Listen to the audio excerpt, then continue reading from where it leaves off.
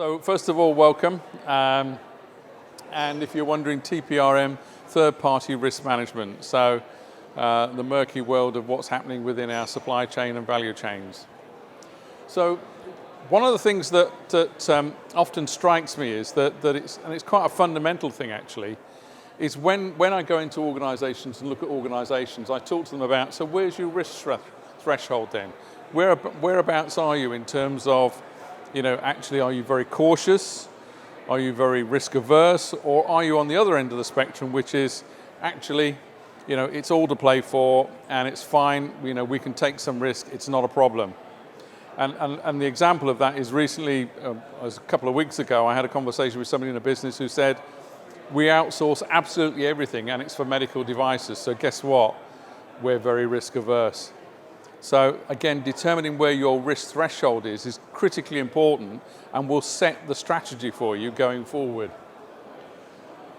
So in terms of third-party risk and the way in which you manage it can manifest itself in lots and lots of different places. It is not just the obvious, your suppliers. It is right the way through in terms of all the affiliates, the brokers, anybody who provides reselling, agency, consulting, anything that you can imaginably think of that contributes towards your business is a third-party risk. And that might not just exist in your home territories, that may well exist in other territories too. So again, understanding that right the way through the supply chain is really, really important. And a recognition of that is an important point in terms of how you then develop your strategy from that point going forward. Also recognizing the way in which you have manifested or created the relationship with that third party. Now in some cases, it may well be fine to simply set it up on a transactional basis. On other occasions, it may be more important that actually you've got a more structured and in fact more collaborative relationship with that third party, because that third party may actually provide something quite critical. And what I mean by that is, and as an example, during my time at Rolls-Royce, we had a supplier that was a tier 4 supplier. We spent less than £200,000 a year with them. They actually provided the coating to the fan blades of the engines. Way off the radar, not even close on the radar. The reality was that they were a monopoly supplier. In other words, they were the only company in the world that had the technology, the formula, and the equipment to produce that coating. And guess what? When they went bust, we couldn't put the coating on the fan blades. So the whole of our production stopped. So bearing in mind that we have probably in excess of 2,500 suppliers, buried in the depths of tier 4 was one of the most critical suppliers, particularly when you consider that an engine without any particular part is not going to run. So you have to determine what your strategy is and where your appetite sits. Recognize also that obviously most organizations, and again this is from statistics, 60% of your total revenue will actually be out with a third party. In other words, it will not be something that you have generated internally. In fact, most organizations, it's more closer to 70 to 80% of the turnover of the organization. Obviously, managing those in a manual way, in other words, off spreadsheets, through notebooks and all that kind of stuff, is no longer a feasible option. The reality is that there are so many data points and so many pieces of information, and indeed, new legislation to come along. So you think about the new legislation coming along in terms of, for the UK, the Environment Bill that's in consultation and now going through review. You think about the Supply Chain Due Diligence Act in Germany. You think about the new acts that are being instituted in France and Switzerland. You think about the US is now following a similar path to the German Supply Chain Due Diligence Act. And suddenly, the criteria and the requirements for the things that we need to do are going up significantly day by day. So the reality is in terms of the data, the information, the reporting, and indeed the legal obligations that organizations have is increasing significantly, and therefore to try and rely upon manual systems to do that is no longer a reality. We need to make sure that we can do this in a consistent way, and we can't just simply leave it down to well-intentioned individuals in the organisation. We have to be sure that we can discharge that duty effectively and efficiently. One of the things that you'll also see is that there are other specific requirements in other sectors, such as the financial sector.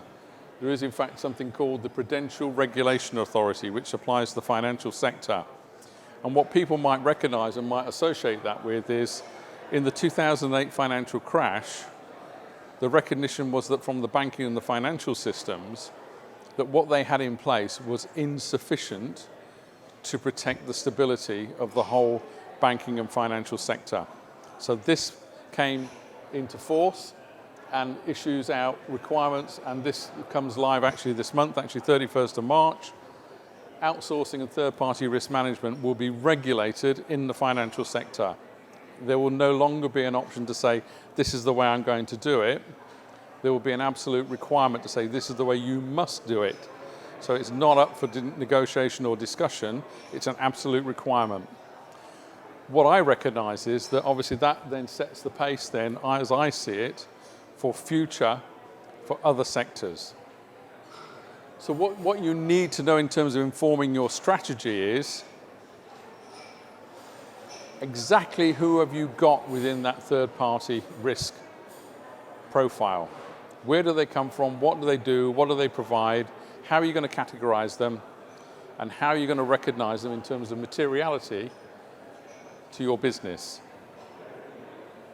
What sort of things might we want to think about? And one of the things that, we look at climate action failure, extreme weather, biodiversity, debt crisis, geo-economic confrontations. Not that we've seen many of those recently. But the reality is, as we go through, quite interestingly, in fact, actually, I live in York, so not that close to this place of the world. However, in the last week, literally within 48 hours, we've gone from a nicely flowing River Ouse through the centre of York to a red flood alert in 48 hours. So the river level has risen by 2.8 metres in 48 hours. So suddenly it changes the dynamics, villages are closed. In fact, there are parts of industrial parks that are shut off, literally shut off, in that short space of time. So you have to make the right questions and make the right investigations about what's in my supply chain.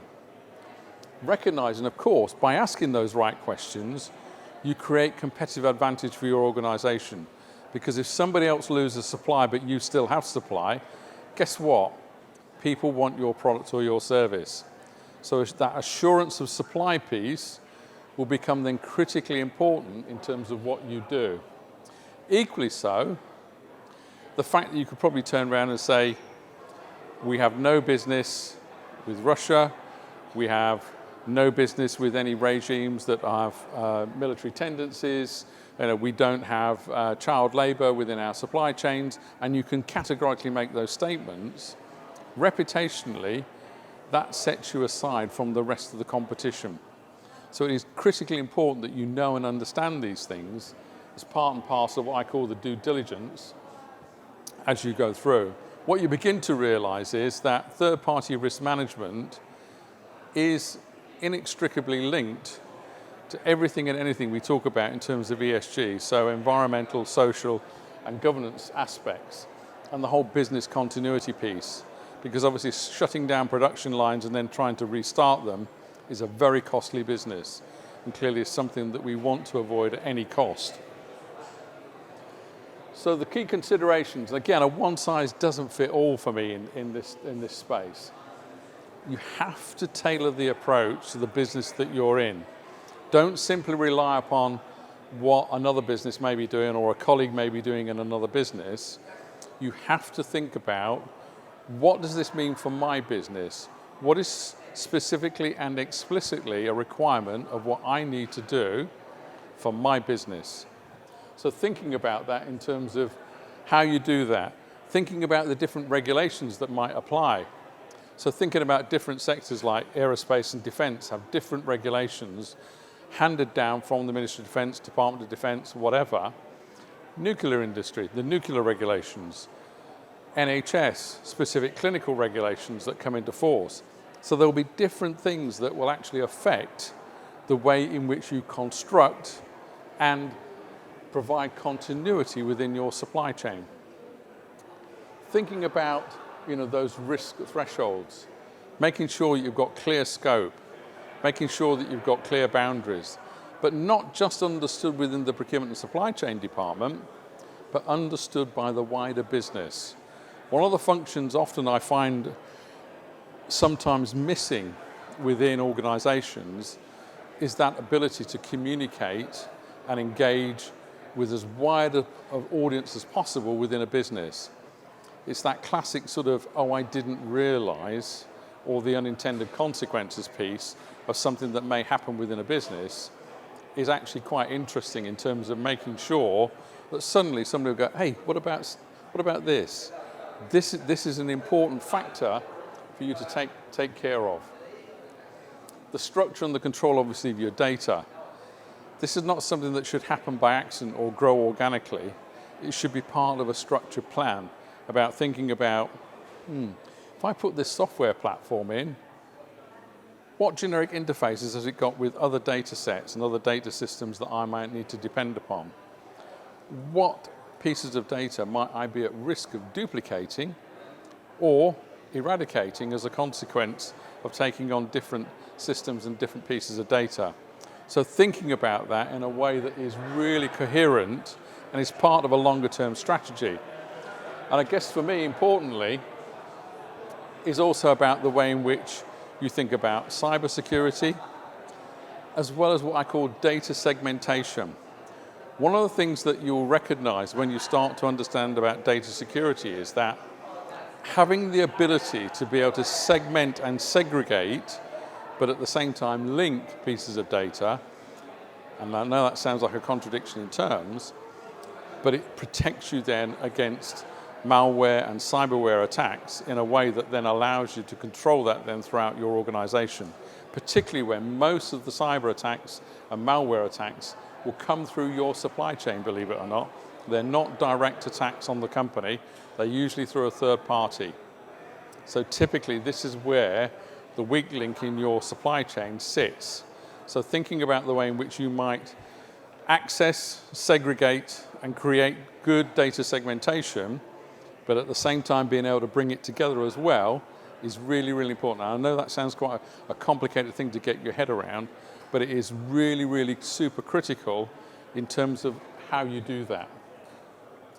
For me as well, I guess the other thing is that I've really recognized, particularly as I've gone through another number of digital transformations over the past few years, the organization that predates the digital transformation is different to the one that will be in place post-digital transformation.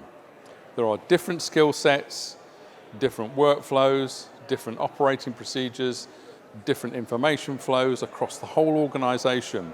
So effectively, you're designing a completely new organization to operate with a digital system. So you have to think about that coherently and think about the transition phases and the landing points that you will have, particularly if it's a phased approach to your digital implementation. Because this is critically important to making sure that the stability of the business remains intact. So from this then, we then have to think about what's that requirement then in terms of communication and education. The one thing that you'll usually find in organizations is, if there isn't communication, people will fill those voids with their own information. And characteristically, that will not be 100% accurate. So it's super important that you do that.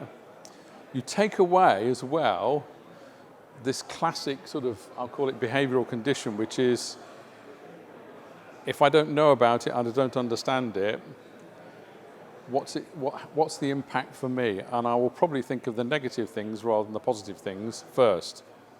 So you have to deal with that sort of awareness and understanding and education, even though somebody may not be using the full requirements of the system. But by understanding what somebody else does, and why it's important that they have some information, or that they have an approver on the end of a workflow or something like this.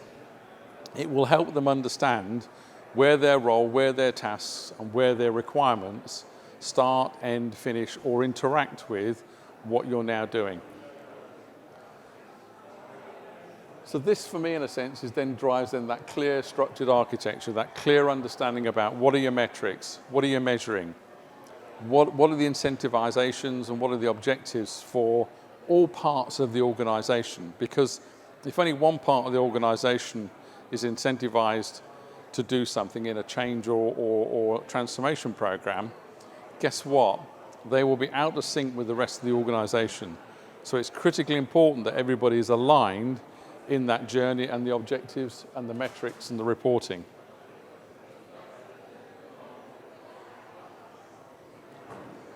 So procurement and supply chain, in my book, has a pivotal role in that. Their pivotal role is to make sure then that they consult and engage and facilitate all the necessary conversations across the business. They issue out the necessary education, communication, understanding, clarification, whatever it may be or be required for the whole organization. It's not something you need to keep close to your chest like that. This is the time to go out there and be quite gregarious and share it with the rest of the organization. This is not something to be done in isolation. It's truly, truly important that people truly understand what's happening in that part of a floor or a whole floor that's been designated as being the implementation team, because the risk is you create that sort of black box, that sort of mystery around that team. What are they doing? What are they working on? Why are they all working long hours? What's it all about? What are they going to do to us? You have to take that away and remove that sort of natural human instinct to think that there's something being done to them. So it's really super important that you do not create that kind of culture and atmosphere within the business. You have to do it with the organization, not to the organization. So it's super important that we do that. Third-party risk management, I believe, is ascending in importance, particularly when I surveyed CPOs and other organizations.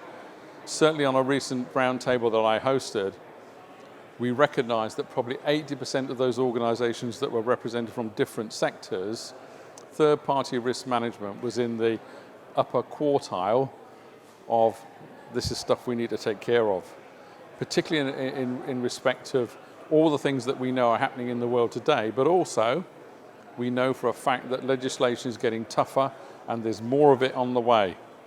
So therefore we can't just ignore this and say it's not going to happen. It is, and we'll need time to respond to this as procurement functions.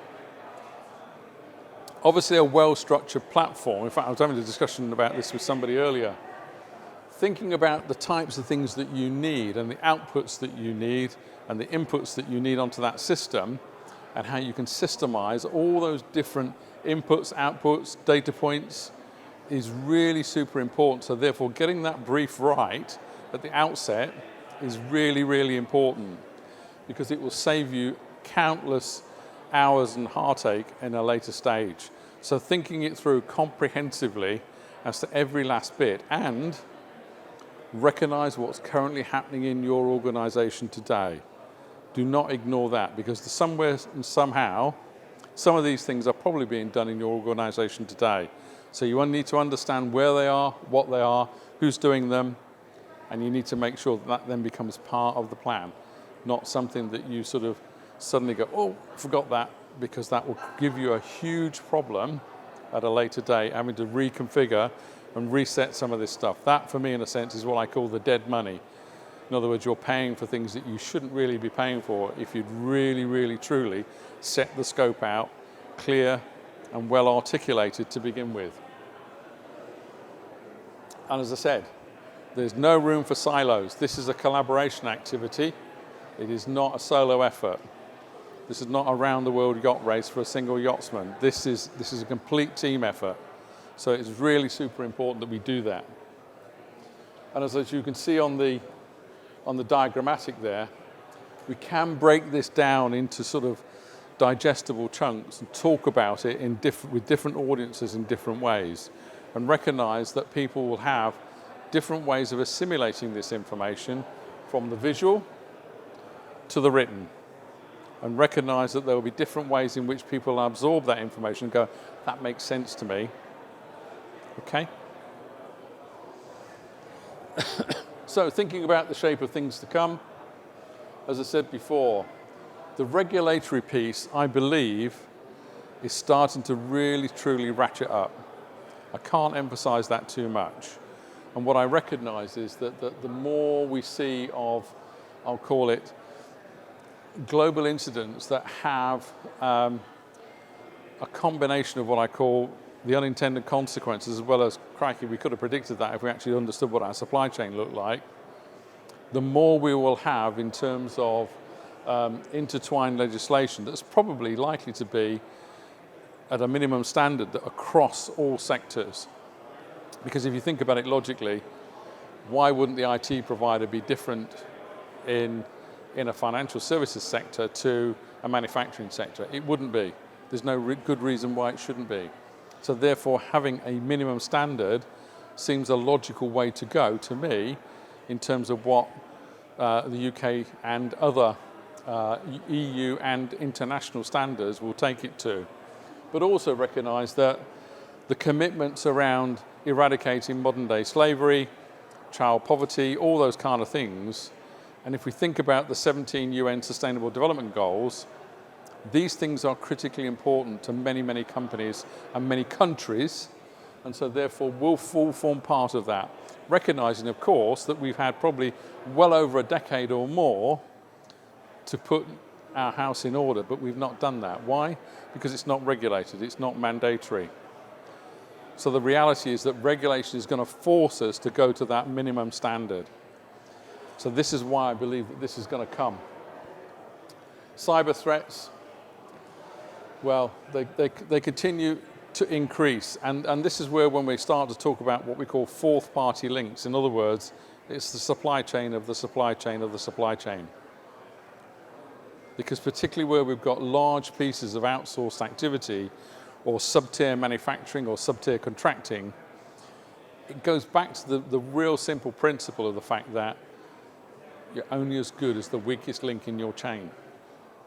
And certainly when it comes down to cyber attacks, malware attacks, etc., there's a good chance that that's where it will come from. And it'll be one that's off the radar. Real-time risk management is something that I got involved with probably a couple of years ago. One of the things that we recognized was that sentiment analysis, in other words, news that comes out that says somebody's been refused credit, somebody's had their banking covenants broken, somebody's lost a number of key directors, they are very material to how a company is governed and its survivability and its credentials within the marketplace. I need to know about that stuff and not 6 months later. I need to know now because I'm that kind of guy. I'm a control freak. I need to know when it's happening, not 6 months down the line. That is not good enough for me. So one of the things that we started to think about in real-time risk management and the way in which we got aggregated data sets together, in other words, we composited different data from different places. And the fact that the whole R&D piece around getting more information, but actually utilizing that in a way that it's about exception reporting. I don't need to know every last single detail. I just need to know where the red flags are. Because I don't have the bandwidth to look at everything. So I just simply need to look at the red flags. Think about specialist roles in your organization too. A third-party risk manager may not necessarily be an absolute procurement specialist. But if they're a specialist in third-party risk management, there is a good chance that they will probably say, what about that? And have you thought about this? And what about this? And who's looking after that? Yeah, but 3 people said they've owned that, but there should only be 1 person, because if 3 people own something, guess what? It's going to slide off each shoulder and drop on the floor. So we need to be really clear that we've got that clarity within the business. And obviously, what's the future for digital and robotics in this space for contract management? I believe there is a role, but I think we've yet to define it. So fast forward this. Some key actions, as I see it, for organisations going forward is to think about that whole board engagement. If you've got an active sponsor, and I mean an active sponsor, not just a passive one, they've got their name on the top of the page, this is somebody that's going to ask the right questions, is going to help mentor the person that's leading the charge in terms of third-party risk management, and is actually going to go into bat and fight for resources, funding, whatever else is required to make sure that your organisation gets the right approach in terms of third-party risk management. We then have to think about training and education. One of the things that I've recognised in many organisations is that actually training and education doesn't need to be an expensive business. It can be done in very, very different ways, from sound bites to podcasts to all sorts of different ways in which that can be delivered across the organisation. In fact, invariably, if it's done in small chunks, there's a good chance it will actually be retained more than if you stuck somebody in a classroom for 3 days. So think about the different ways in which you can engage with your audience to deliver the training and education that they need. So what we call the SM24 accountability, which is the financial sector. So if you're in the financial sector, I'm hoping, given the fact that you're only 30 days away from the regulation going live, you know about that. If not, time to get worried. Governance. Governance is a real key piece in all of this in terms of, again, who does what, who has the accountability, who has the responsibility, who's going to action something, who's going to get informed about what's happening.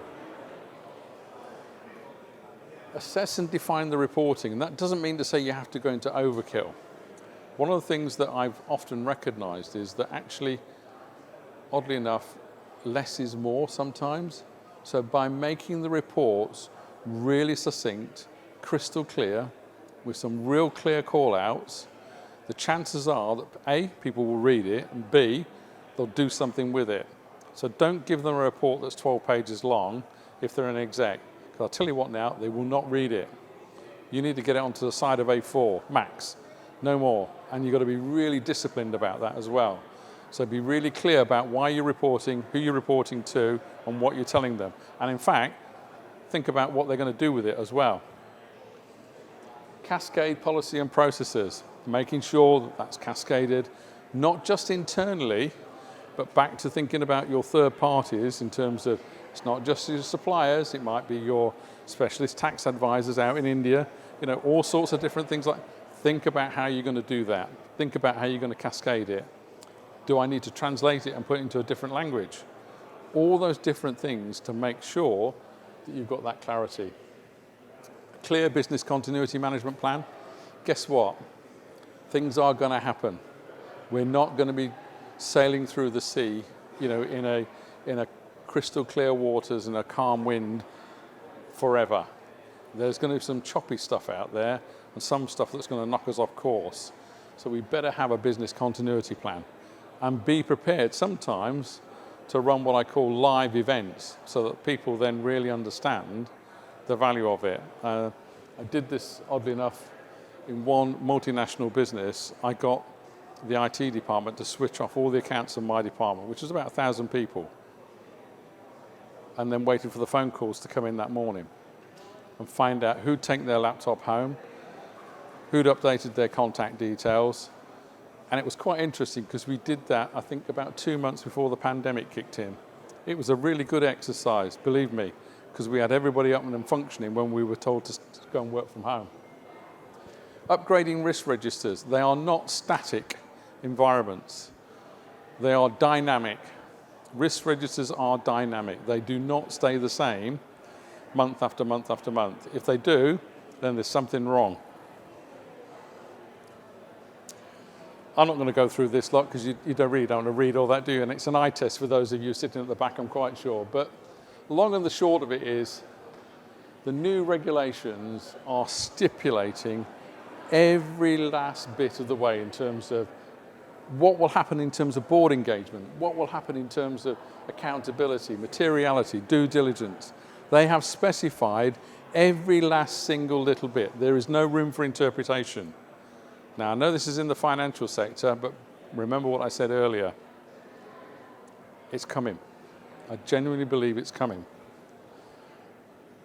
So think about, what this might mean for the future. Thinking about the materiality, thinking about the way in which and where you're going to focus, where the gaps are. Start to think about the gaps in what you've got. Think about, what they are and quantify them, because that will then set your action plan in terms of how you go forward. What are the boundaries of the new legislation? How relevant and likely are they for your industry or sector? So in other words, how close are you to this as being the next area that is likely to get legislated upon? Probability, sort of phasing, sequencing, all that kind of stuff. And then back to this business continuity. Develop the short, medium, long-term plan.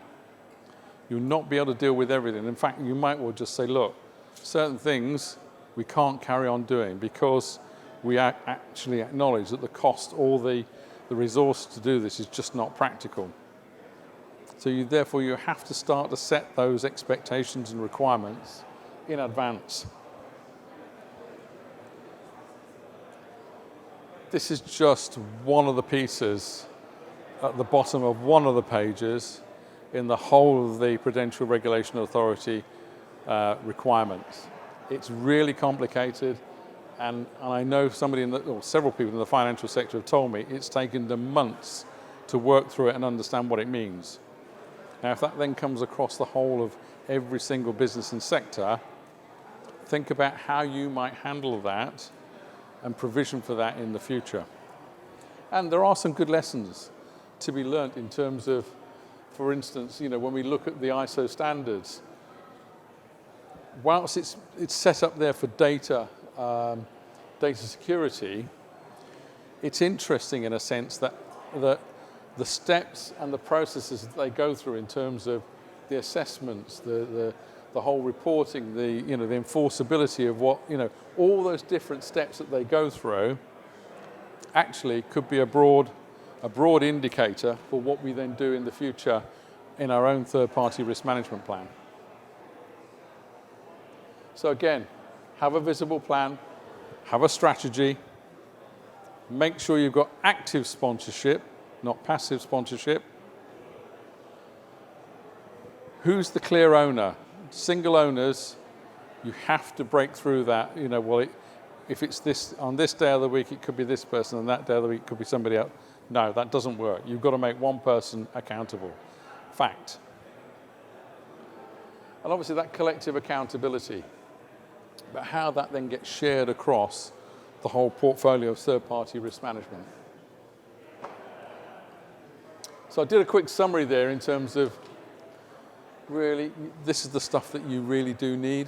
So data and governance, unifying taxonomy, as I believe it, of risk attributes and identifiers, streamlined, clear and simple, accountable decision makers, digital roadmap, decision support systems, agile and flexible, because guess what, we're living in a dynamic world, so don't think it's all going to stay the same. Effective defense to cybersecurity, fiscal and non-fiscal benefits. Plan to educate, get the right talent in, really, really important. And be an authentic collaborator.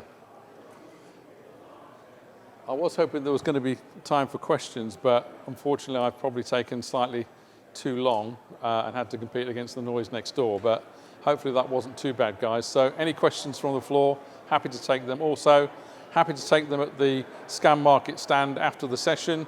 I'll park there for the next half an hour or an hour, so if you want to wander by, I'll park there so you can find me and ask any questions.